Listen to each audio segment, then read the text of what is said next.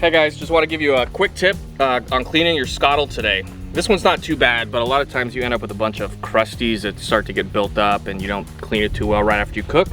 So, regular table salt and heavy duty aluminum foil. It's got to be the heavy duty version. You just fold it a number of times and make a pad. When it's somewhat clean and cool, so this one's not hot at all, just take your salt and pour a little on like so, and then take the little pad that you made with your aluminum foil, and that salt will help break down what I call the crunchies.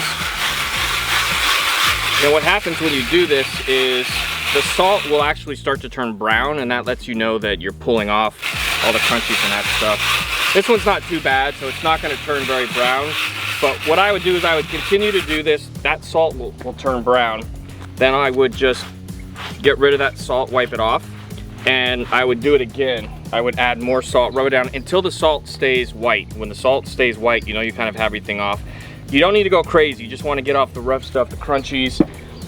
You don't want to have to reseason it, so you don't want to work it all the way down so where you can see the bare steel. You just want to get off all that rough stuff. So that's a quick and easy tip to get the crunchies off your Skottle.